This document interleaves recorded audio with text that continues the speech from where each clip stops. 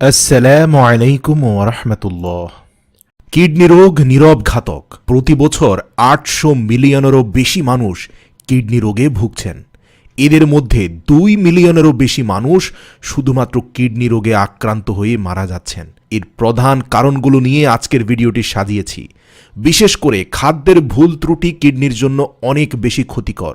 এমন কিছু খাবার রয়েছে যা আপনার অনেক বেশি পরিমাণে খাওয়া উচিত কিডনি ভালো রাখার জন্য। কিডনি বিশেষজ্ঞরা সবসময় একটা কথা স্মরণ করিয়ে থাকেন, সেটা হচ্ছে একবার কিডনি ক্ষতিগ্রস্ত হয়ে গেলে সেটিকে আর সারানো সম্ভব নয়। তাই শরীরের অত্যন্ত গুরুত্বপূর্ণ এই অর্গানটিকে বাঁচাতে আজকের ভিডিওটি শেষ পর্যন্ত দেখুন। মনে রাখবেন, কিডনি সমস্যা হলে কিছু প্রাথমিক উপসর্গ দেখা দেয়। তার মধ্যে অন্যতম হচ্ছে শরীরে ব্যথা, ত্বকের মধ্যে র্যাশ পড়ে যাওয়া, প্রস্রাবে জ্বালা পড়া, প্রস্রাবের সাথে অনেকের রক্তও যেতে পারে, দেহের ফোলাভাব এবং ব্যাক পেইন বা মেরুদণ্ড ব্যথা, অনেক বেশি ক্লান্ত লাগা, অনেক বেশি পরিমাণে ঠান্ডা লাগা, এমনকি খিদে কম পাওয়া। এগুলো হলে আপনার সিরাম ক্রিটিনিনটা পরীক্ষা করিয়ে নিন এবং দেখুন আপনার কিডনির পয়েন্টটা কত। মনে রাখবেন, কিডনির জন্য সবচেয়ে ক্ষতিকর হচ্ছে মাদক, আর এর মধ্যে ১ নম্বরে হচ্ছে অ্যালকোহল।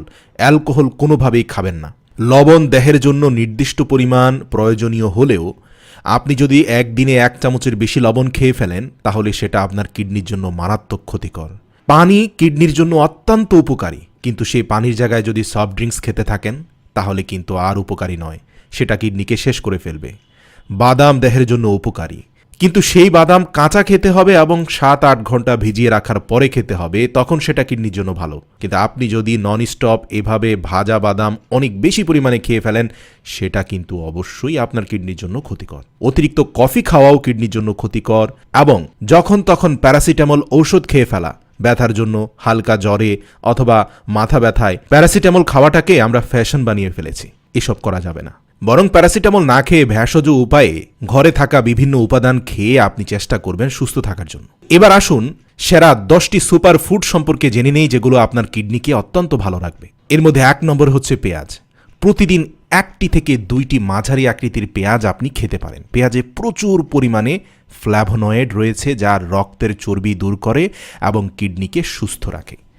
আপনি ভাত খাওয়ার মধ্যখানে পেঁয়াজ খেয়ে ফেলেন, তাহলে ভাত খাওয়ার পরে মুখ থেকে দুর্গন্ধ আসবে না, রাসূল সাল্লাল্লাহু আলাইহি সাল্লামের সুন্নত অবমাননা হবে না। যেহেতু আল্লাহ রাসূল পেঁয়াজের দুর্গন্ধ নিয়ে মসজিদে যেতে নিষেধ করেছেন, তাই সতর্ক হয়ে পেঁয়াজ খাবেন।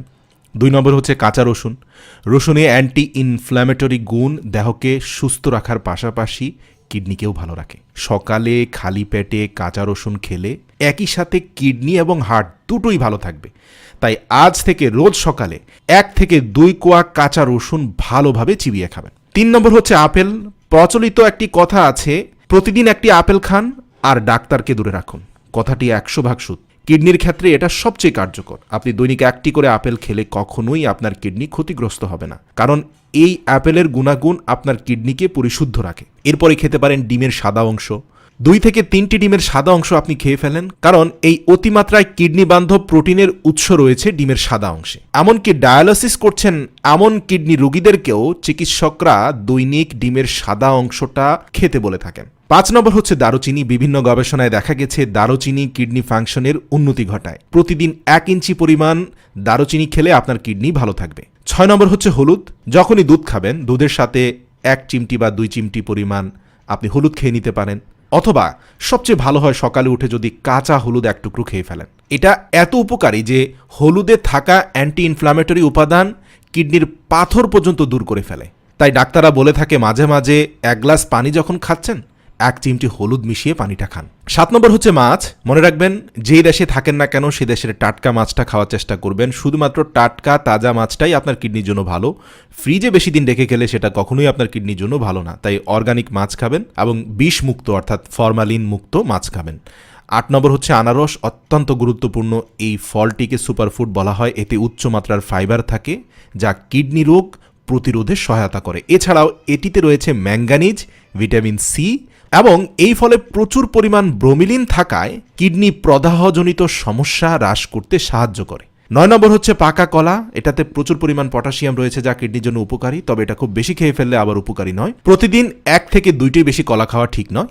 প্রিয় দর্শক, 10 নম্বরে যেটি বলবো সেটি হচ্ছে কিডনি সুস্থ রাখার সবচেয়ে শ্রেষ্ঠ অভ্যেস, সেটা হচ্ছে পর্যাপ্ত পরিমাণ পানি পান করতে হবে। দিনে কমপক্ষে 3 লিটার পানি পান করার চেষ্টা করবেন। মনে রাখবেন, আজ কিডনি সুস্থ আছে, আপনি পানি পান করছেন না, কাল যখন আপনার কিডনি অসুস্থ হয়ে যাবে তখন কিন্তু আপনি চাইলেও 3 লিটার পানি পান করতে পারবেন না। কারণ কিডনি রোগে আক্রান্ত ব্যক্তিদের খুব কম পরিমাণে পানি পান করতে হয়। তাই সুস্থ থাকতে, কিডনিকে ভালো রাখতে বেশি পরিমাণে পানি পান করুন।